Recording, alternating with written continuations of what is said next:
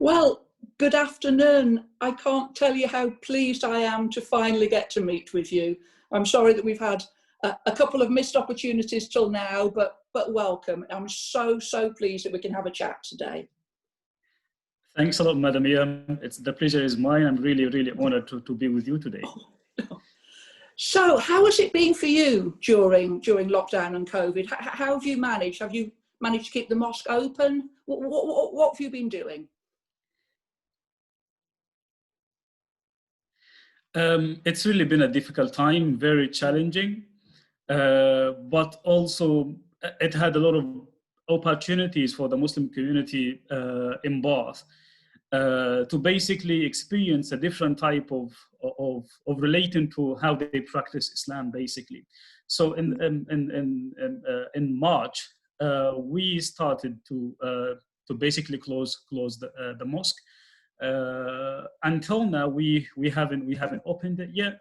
It was only at the beginning of the month of July, where we started to basically hold some occasional prayers, but we haven't completely opened the mosque in its entirety.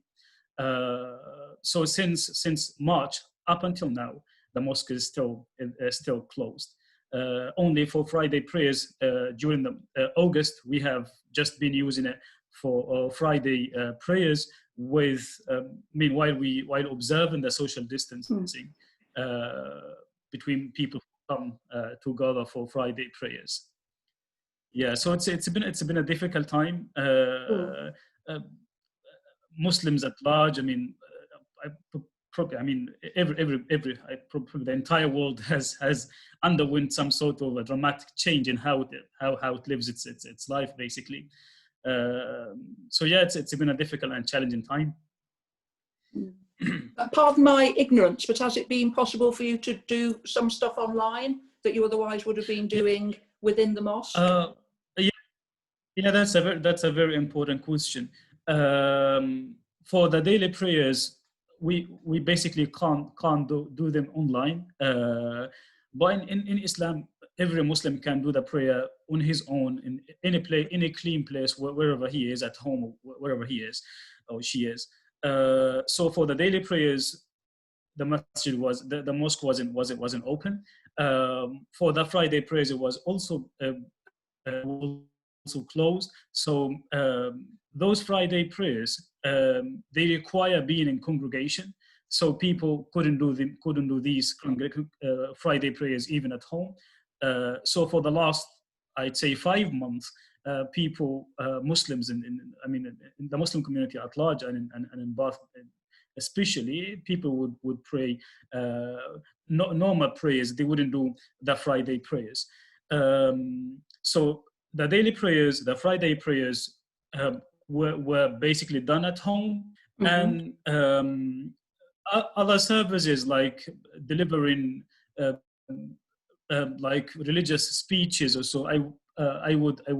We would try and use social media, either Facebook or YouTube or whatever. But these would be at a very basic level, like keeping people informed of what the management team of the mosque is doing. Just to give you a bit of information of how the mosque runs, we have a committee of trustees and a chairman, in addition to the Imam, which is basically my role.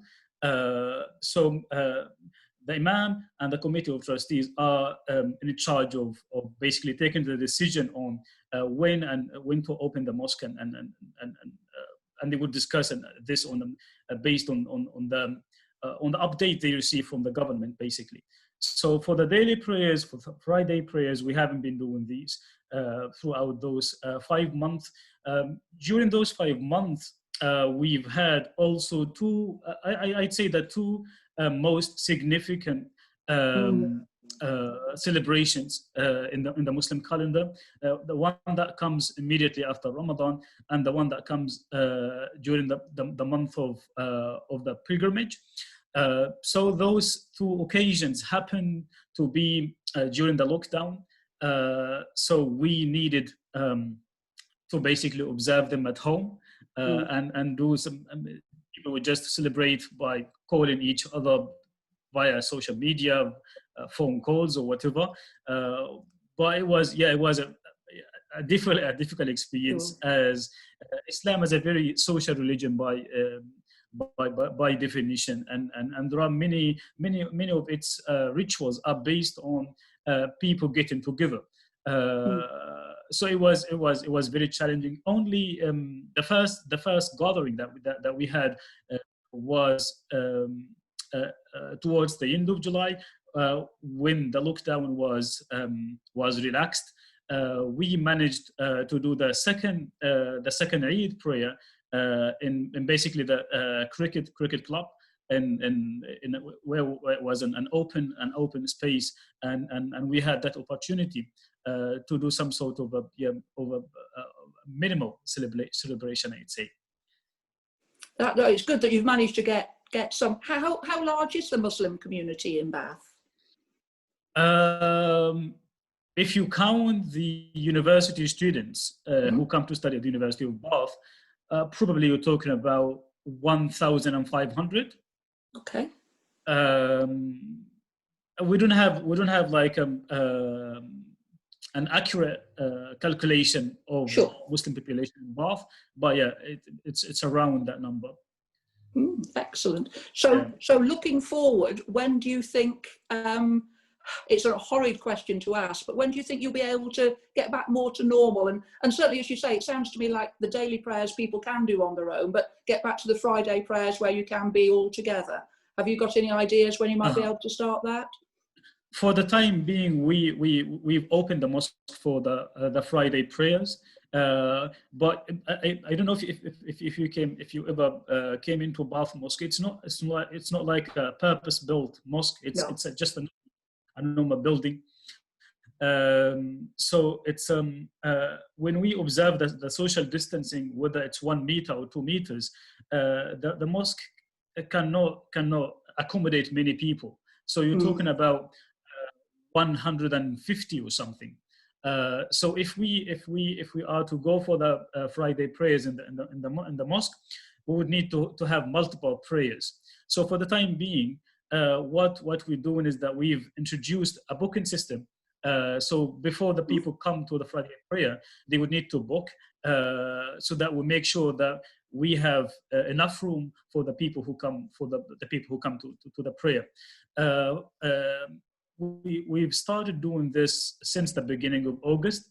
So for the first Friday in August, we had around 30 worshippers. The second Friday prayer, it started to increase, and the third Friday prayer, it's basically increasing. We were doing our best in terms of managing that social distancing inside the mosque, and hopefully in September things would be better.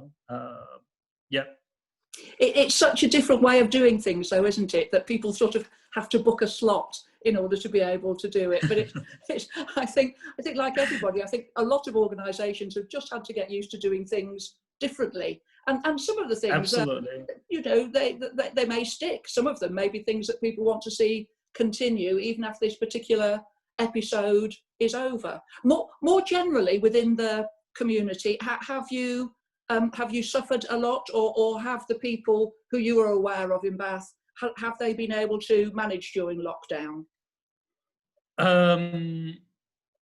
I'd say for the vast majority it was manageable. Yet, especially for the elderlies in the community, it was more difficult or more challenging, in the sense that not many of them are really engaged with social media or means or other channels of communication apart from the normal ways of communication. So there was a need to find a way with which we can remain in touch with the elderly of the community. But generally speaking, I think it was manageable. We don't have, Bath Mosque is the only mosque in the city, which reflects the nature of the community in the sense that it's a very small community in a way. So it's quite easy to be in touch and remain in contact with people. Yeah. Yeah, I mean, one of the reasons I was so keen to speak with you is I know what a force for good you have been within the community, and I want to acknowledge on behalf of the City of Bath that we so appreciate what it is that you do, because especially at times like this that have been very hard for an awful lot of people, it's so nice to know that along with a lot of the other faiths, irrespective of faith, people have been reaching out and helping their neighbours and helping their communities, and that's really, really valued. So from the bottom of my heart, thank you for that. Thanks, Madam Mayor. That's an honor, and it's basically it's my duty.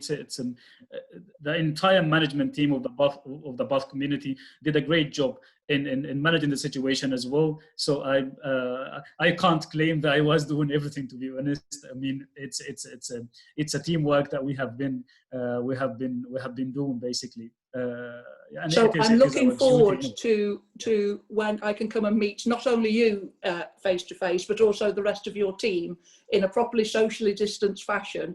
I would love to be able to come along. I'd love to be able to, because to my shame, I haven't looked around the mosque. I haven't yet visited, and I've only been mayor since June, so I wouldn't have done it as mayor. But I have lived in Bath for a while, and I haven't been, and I would love to come. We're really looking forward to that opportunity, probably in Ramadan or even before Ramadan. Yeah, that's as I was just telling you, on an annual basis, the Bath Mosque would invite the mayor in Ramadan to have iftar in Bath Mosque. So we hopefully will do the same with you this year when things are better, inshallah. That would be amazing.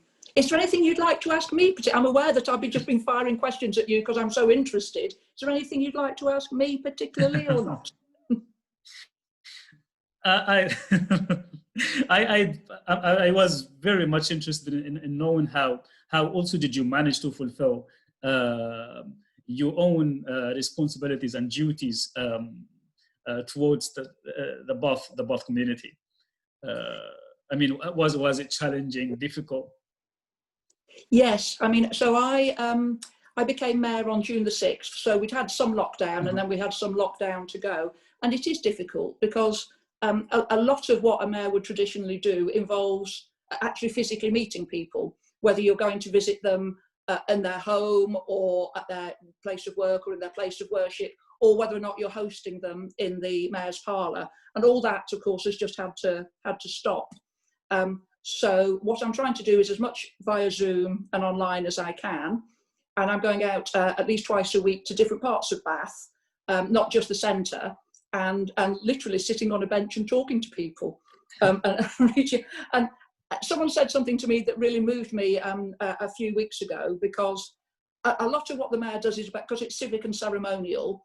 There are the big events like the big processions and all that stuff isn't happening. But actually, and I suspect you may feel slightly the same, it's an honour to be in a position right now when people actually probably need help more than they do normally, to be someone who can give some public service and can try their best to make sure within the capability of what I can influence, I do the best I can for the citizens of Bath. And even before I was mayor, my theme was always going to be about combating loneliness. And I think that's even more important now, because I think there are some people who have found this experience incredibly isolating.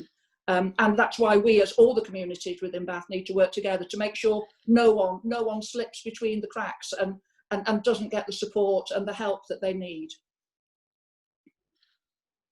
Absolutely. I mean, the topic that the topic of the year, or the theme of the year that you've mentioned, loneliness, is very, very timely, and I hope I imagine that we are meant to be meeting, I think, in the first Sunday in February to basically tackle this question from the perspective of the different faith traditions. So I'm looking forward to that opportunity as well.